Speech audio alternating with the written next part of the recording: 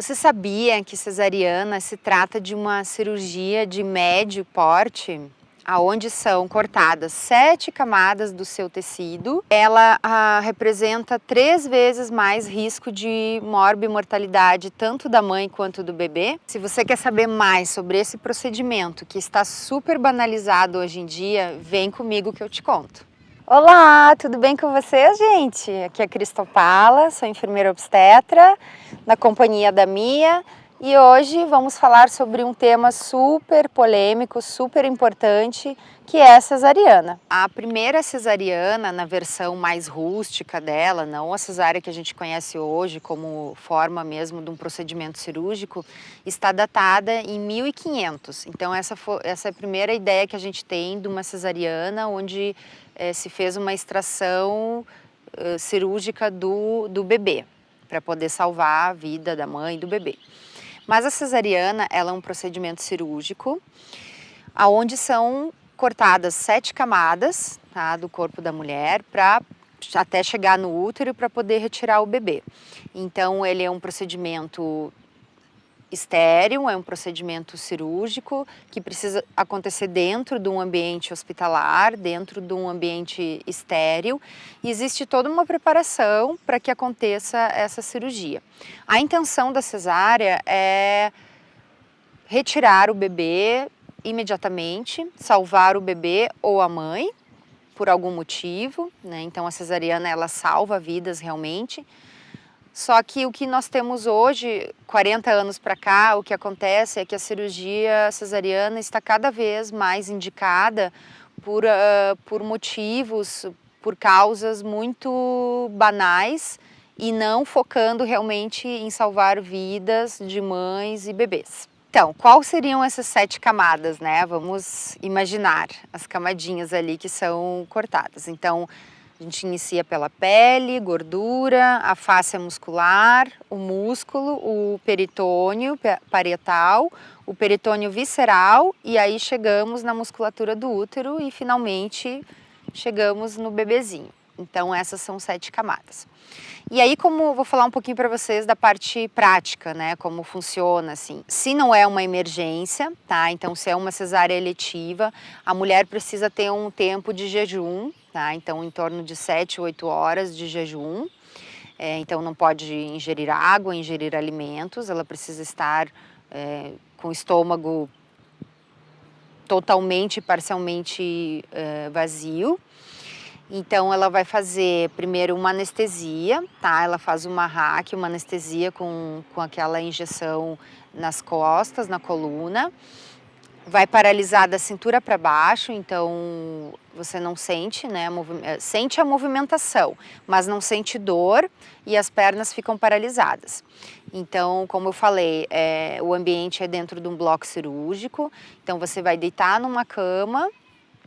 E aí é feita uma higiene, uma asepsia da região ali abdominal, você fica deitadinha, tem um controle da pressão, geralmente o efeito da anestesia tende a baixar um pouco a pressão, tem mulheres que têm efeito colateral como náusea, vômitos, e aí o importante é sempre ter a equipe, né, na sala de parto, é o anestesista, 2 obstetras, tem que ter a presença do pediatra, enfermeira e os técnicos de enfermagem que são responsáveis ali por aquela sala.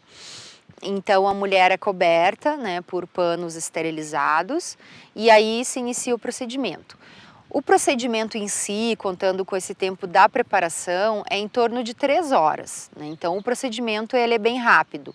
A retirada do bebê, o corte das camadas leva em torno de 45 minutos, né, até a abertura da pele, né, enfim, das camadas, até o fechamento delas, leva em torno de 45 minutos. Os pontos, né, então são em torno de 70 pontos que a mulher leva, porque as camadas elas são fechadas separadamente, tá? Então a gente iniciou com a pele e quando faz o fechamento, então pensamos ao contrário, né? Então faz o fechamento ali do peritônio, da musculatura e vai fechando até chegar na pele. A incisão, ela tem em torno de 10 a 12 centímetros, tá? Então é uma incisão baixa, geralmente bem no local, assim, que a calcinha do biquíni ela consegue cobrir essa incisão.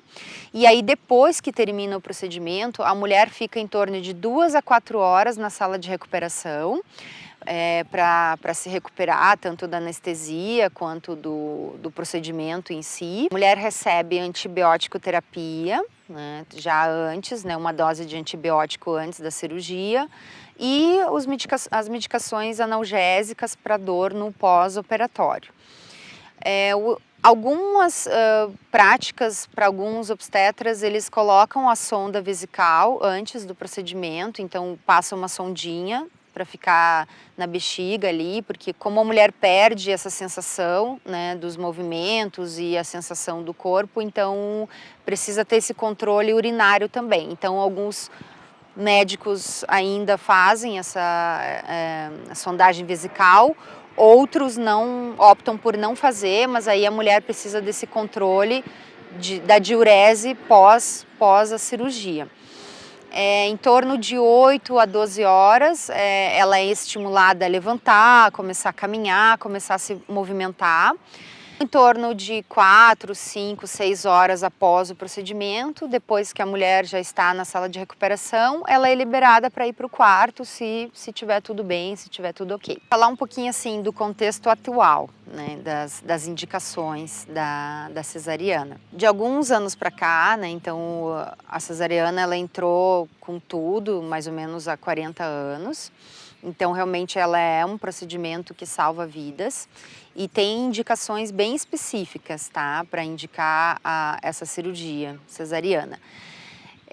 Falando um pouquinho do nosso contexto, né, do Brasil. Então, os planos de saúde, eles cobram valor muito parecido em relação ao parto e em relação à cesárea. Às vezes, até os planos privados, eles pagam mais pelo procedimento do parto e pagam um pouquinho menos pela cesárea. E no SUS é o contrário, se paga um pouquinho mais pela cesárea e um pouquinho menos pelo parto normal. Então, o que acontece? Um parto, ele dura muitas horas, certo? Então, a gente não sabe se vai ser 12, 15, 18 horas de trabalho de parto. E esse profissional, ele precisa estar disponível nessas horas todas para essa mulher. Enquanto uma cesariana, como eu havia comentado com vocês, o procedimento em si ele vai levar em torno de 1 hora, né? Então, para o profissional é muito mais cômodo uma cesariana, porque ele tem um horário certo, principalmente as eletivas, né? Então ele tem um horário agendado, ele sabe quanto tempo vai durar, ele consegue se programar e consegue ainda manter as consultas no consultório, por exemplo. Enquanto o parto normal precisa desmarcar as consultas, tem toda essa questão da disponibilidade, enfim. E é claro o valor que se paga em relação a isso. Então, hoje nós temos algumas indicações de cesárea que elas realmente elas são desnecessárias, né? Então, eu acho que é bem interessante vocês saberem quais são realmente as reais indicações de cesárea e quais são as indicações falsas de cesárea com o argumento de que a mulher não vai conseguir ter o parto normal. Por incrível que pareça, as indicações reais de cesárea, elas cabem numa mão, né? Então, são de 5 a 6. Tá? Para vocês terem uma ideia. Quais são elas?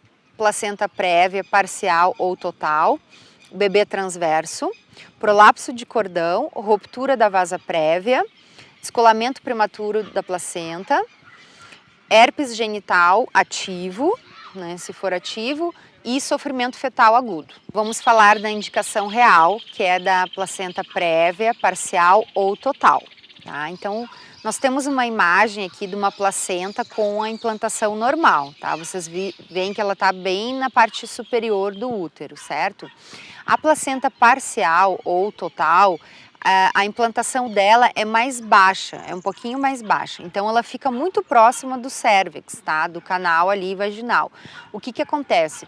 No momento que a mulher entra em trabalho de parto, o risco de descolamento dessa placenta é muito grande, né? Então, sempre o bebê precisa nascer antes da placenta, nunca a placenta sair antes do bebê. E olhem que interessante, um dos principais fatores de uma placenta prévia é quando a mulher já teve cesáreas anteriores. Então a tendência da placenta implantar mais baixo é muito comum. Vamos para a segunda indicação real, tá, da cesárea. Então o bebê transverso, o que que acontece? O bebezinho ele não está com a cabecinha para baixo, ele está transverso no útero, tá? Então essa indicação, ela na verdade é para quando a mulher entrou em trabalho de parto e o bebê está transverso. Porque tanto o bebê pélvico quanto o bebê transverso, existe uma manobra que se chama versão cefálica externa. Então a gente tem como corrigir a posição desse bebê se a mulher não está em trabalho de parto, tá? Então imaginamos que a mulher entrou em trabalho de parto e o bebê está transverso.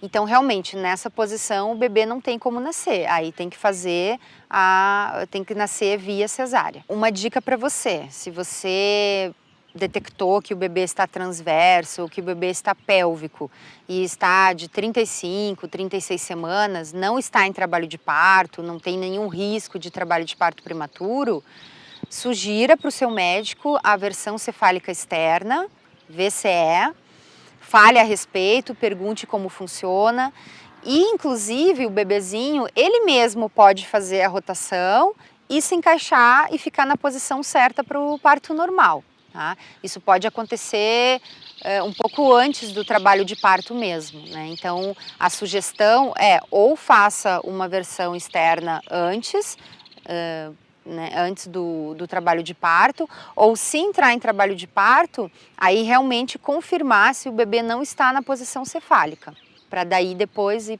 para a cirurgia, para cesariana. Terceira indicação real, prolapso de cordão, tá? Então, quando essa mulher está em trabalho de parto e rompe a bolsa, e no momento que rompeu a bolsa, o cordão, tá? Então o cordão que liga a placenta ao bebê, que faz todas as trocas de oxigênio, sangue, nutrientes, esse cordão ele exterioriza e a gente consegue enxergar ele no canal vaginal. Ou seja, o perigo disso é que esse cordão ele vai ser comprimido, principalmente conforme o bebê vai descendo, né, conforme a cabecinha do bebê vai pressionando o canal vaginal, esse cordão ele também vai ser comprimido e aí o risco, né, de parar, de oxigenar, enfim, trazer consequências para o bebê é muito grande. Então, nesse momento, é uma cesárea super bem indicada. Quarta indicação real de cesárea, ruptura da vasa prévia. Tá? O que isso quer dizer? Então, o nosso cordão, né, o cordão umbilical, a gente, né, temos duas artérias e uma veia. E aí, por fora dessas estruturas, existe essa estrutura gelatinosa que protege esse cordão, tá? Que protege as veias, as artérias. Então, se essa estrutura ela é fina ou permite com que exista a ruptura de um dos vasos, isso causa um sangramento, né, sangramento intrauterino, e aí, claro, traz um grande prejuízo e um grande risco para o recém-nascido, para o bebê. Então, sim, é uma super indicação de cesárea. Vamos para a quinta indicação real de cesárea, e essa é super indicação e é uma emergência, que é o descolamento prematuro da placenta. Tá? O que acontece? Então, com o bebezinho vivo, né? Então, tanto ou antes do trabalho de parto ou durante o trabalho de parto, tem esse descolamento da placenta, que é um descolamento precoce. Então, lembre, né, que a gente falou que primeiro nasce o bebê e depois nasce a placenta. Então, no descolamento da placenta, a placenta descola e o bebezinho ainda está dentro do útero, dentro da placenta. Então, é um super risco, porque inibe o oxigênio, prejudicando a oxigenação do bebê. Sexta indicação, tá? Que essa indicação ela é meio ambivalente, porque seria a herpes, tá? Se a mulher tem herpes, mas ela tem que estar ativa no momento do trabalho de parto, tá? Então, se é uma herpes ativa, tem indicação de cesárea. Vamos falar agora da frequência fetal não tranquilizadora. Tá? Então, isso também pode ser uma indicação de cesárea, uma super indicação, se ela é bem diagnosticada. Então, assim, também na maioria das vezes a mãe vai estar em trabalho de parto, ou também pode-se diagnosticar isso durante a gestação. Então, o que acontece? O bebezinho, no seu ambiente ali intraútero, ele está sofrendo algum desconforto e a frequência cardíaca dele começa a diminuir, começa a baixar. Isso é um risco, né? Então, o bebê está nos dizendo que está entrando em sofrimento. Então, isso também seria uma indicação de cesárea quando bem avaliada, tá? Então, assim, existem algumas situações nas quais o batimento fetal vai dar uma reduzida, que é quando a mulher já está em trabalho de parto, geralmente no período expulsivo.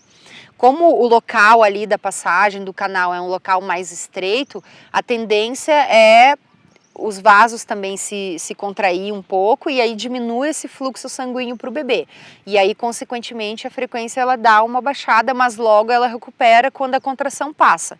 Então, por isso que precisa ser muito bem avaliada a frequência fetal não tranquilizadora. Olhem só para vocês terem uma ideia, a Organização Mundial da Saúde preconiza e avalia que há necessidade de cesarianas bem indicadas em torno de 15%. Tá? O que nós temos hoje na nossa realidade, principalmente brasileira? Infelizmente, esse ranking não é um dos mais favoráveis para a gente, mas nós estamos em segundo lugar no mundo em relação ao número de cesarianas. Tá? Então, a gente está no segundo lugar do ranking de mais cesáreas no mundo. Em torno de 56% são cesáreas que são realizadas, né, no Brasil. Dentro desse número, na área privada, nos hospitais privados, essa taxa chega a 80%, 90%. Né? Enquanto no Sistema Único de Saúde, essa taxa chega a em torno de 55%. Trazendo mais um dado interessante para vocês. Foi realizada uma pesquisa. Nessa pesquisa, a intenção era saber, no início da gestação, se as mulheres tinham preferência por cesárea ou por parto normal. 70% das mulheres diziam que queriam parto normal. Só que chegando no final da gestação, 90% dessas mulheres acabaram passando por uma cesárea. Então, que reflexão que a gente pode fazer em relação a isso, né? Então, a gente tem todo esse contexto cultural, temos todo esse contexto médico, essa questão da pressão, né, em relação à parte médica, toda a estrutura hospitalar e nossa modernidade mesmo, né, nossa época atual, digamos assim, né. Então, por que essas mulheres, durante esse processo, esse período da gestação, chegando lá no final, elas mudam de ideia, sendo que 70% das mulheres querem ter o parto normal? Então, as pesquisas mostram que a informação, o conhecimento, ele é a base, ele é a estrutura para que você se empodere e consiga chegar até o final da gestação tendo essas informações, sabendo realmente qual é a indicação real de uma cesariana, quais são os riscos do parto normal, podendo definir e fazer a sua escolha no final das contas. Vamos falar agora sobre as indicações falsas ou desnecessárias da cesariana. E olha, são várias, hein?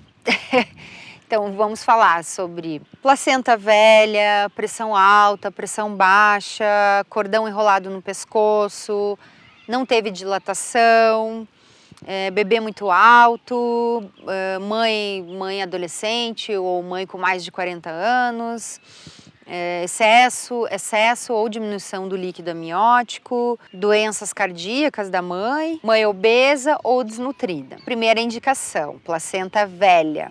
É um termo que se usa. O que seria a placenta velha? Na verdade, assim, o grau da placenta ele é classificado em alguns graus, então a gente inicia com placenta grau 0 e ela pode ir até grau 2, 2B, né, 2C. Depende muito da clínica, né, da classificação, mas assim, placenta 0 quer dizer que é uma placenta bem no início da gestação, uma placenta super saudável. Placenta grau 2 é uma placenta que continua saudável, só que pode ser que ela já tenha um pouquinho de calcificação. né? Então é uma placenta que já precisa demandar um pouquinho mais para levar nutrientes, oxigenação para o bebê. Mas aí a gente precisa ver todo o contexto também. Então essa troca, né, dos vasos entre o bebê e a placenta, o peso do bebê, a quantidade de líquido, são vários fatores que são observados para realmente a gente ver se essa placenta está fazendo um bom trabalho. Então, somente dizer que a placenta está velha não é uma indicação de cesárea. Pressão alta ou pressão baixa?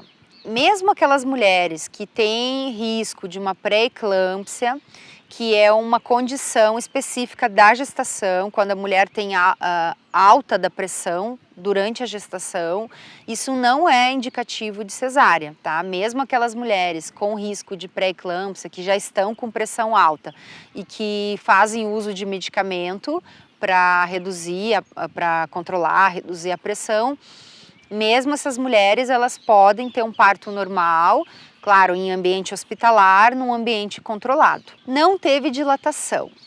Então, gente, como é que eu vou saber se eu não tive dilatação antes do trabalho de parto?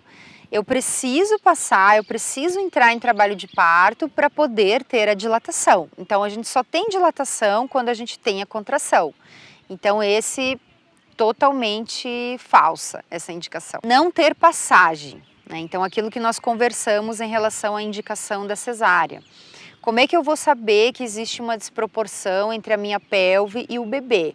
Realmente só depois que iniciou o trabalho de parto, quando o bebê começa a progredir, em algum momento dessa progressão, da descida dele, há uma estagnação. Então, depois de 2 horas, 3 horas, 4 horas, 5 horas, o bebê continua na mesma dilatação, o colo continua com a mesma dilatação, o bebê está na mesma altura, né? Então, isso sim pode indicar que o bebê é maior do que a pelve materna. Mãe adolescente ou mãe acima dos 40 anos. Então, assim, vamos pensar, por que essa mulher não poderia ter um parto normal? Qual seria o impedimento? Se é uma mulher saudável, é uma mulher completa, né? Enfim, tem todos os órgãos, tem uma gestação de baixo risco, se ela se sente bem, se ela se sente disposta, né? Falando assim, as mulheres acima de 40 anos, então não teria indicação nenhuma de cesárea. Uma mãe obesa ou uma mulher desnutrida. Então, eu acho que acaba linkando um pouquinho com o anterior que eu falei, que seria uma mulher adolescente ou acima de 40 anos. Então, assim, a condição física da estrutura não teria influência nenhuma. Então, a gente precisa ver todos os fatores envolvidos. Se essa mulher é saudável, se ela se sente disposta, se ela está bem assistida, esse controle do trabalho de parto, se o bebê está sendo bem avaliado durante o processo do trabalho de parto. Então, isso não seria uma indicação necessária de cesárea. Excesso ou diminuição do líquido amniótico, tá? Então, a gente sabe que o bebezinho está ali dentro do útero, tem o líquido amniótico que fica protegendo ele dentro dessa bolsinha, e aí, através da avaliação das ecografias, a gente consegue avaliar se esse líquido está dentro da normalidade ou se ele está num nível um pouquinho abaixo ou um nível acima, tá?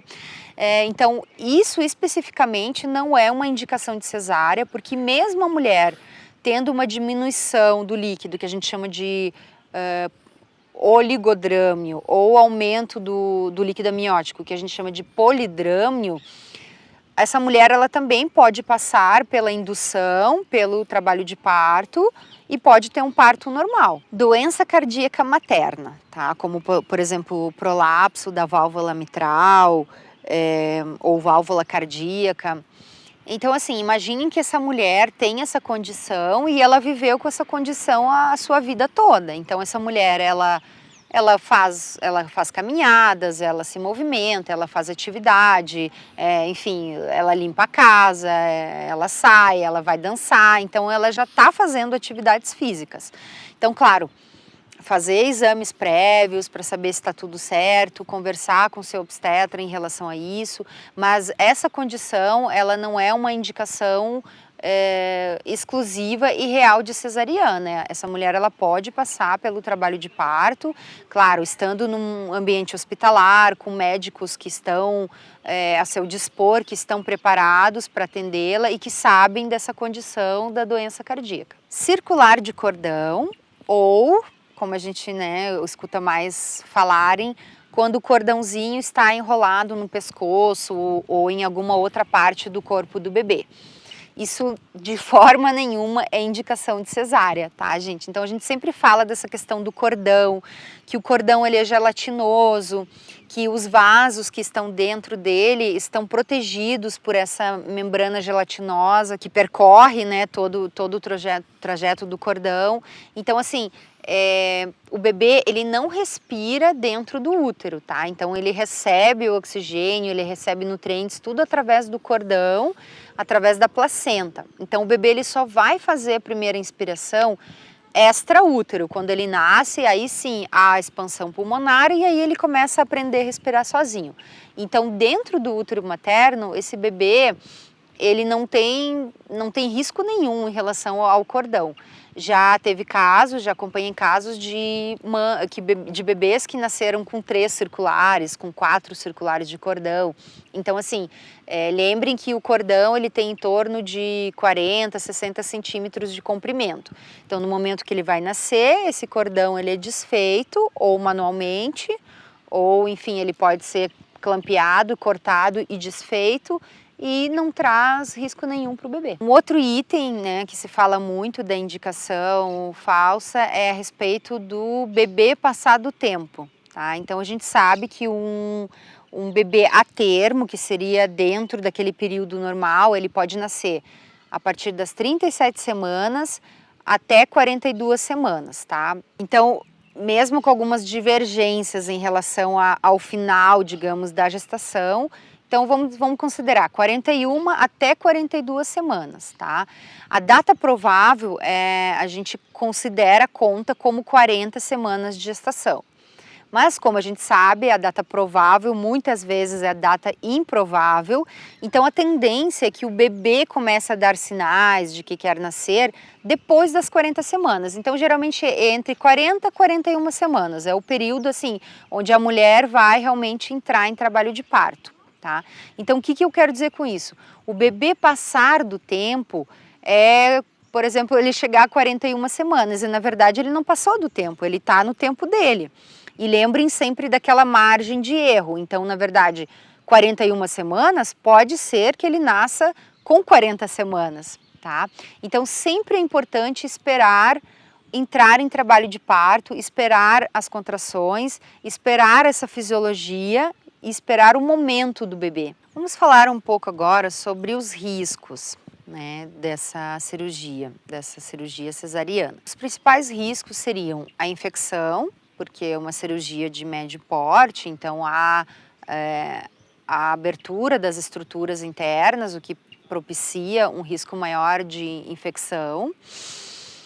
O risco de hemorragia, tá, também, porque a gente imagina assim, principalmente se essa cesárea for uma cesárea eletiva, onde a mulher não entrou em trabalho de parto, então imagine assim, esse útero ele está descansando, ele está dormindo, ainda não foram liberados os hormônios, ainda não foi dado aquele start no corpo, na fisiologia, na parte fisiológica mesmo do corpo, então esse útero ele é pego de surpresa e ele precisa contrair. Então o risco de hemorragia após o procedimento ou mesmo ali na hora, depois que o bebê é retirado, ele é aumentado. Em relação ao anestésico também, então a gente sabe que para poder fazer a cesariana a gente precisa ser anestesiada, então pode dar algum tipo de reação pós-anestésica, baixa a pressão, então com isso a mulher sente mal-estar, pode sentir náuseas ou até vômitos.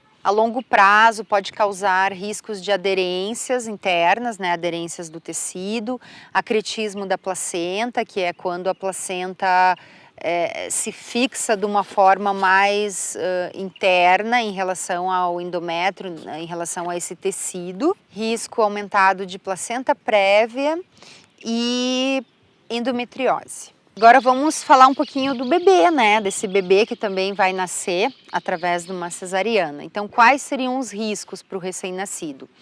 Um risco maior de problemas respiratórios, disfunções respiratórias, sempre pensando no sentido assim, quando essa cesárea ela é eletiva, ela é agendada e a mulher não entrou em trabalho de parto, tá? Então imagine que esse bebezinho tá ali de boas, dormindo, ou enfim, tá ali no ambiente dele, quentinho, relaxando, e de repente ele é retirado, né, assim, bruscamente, manualmente retirado daquele ambiente.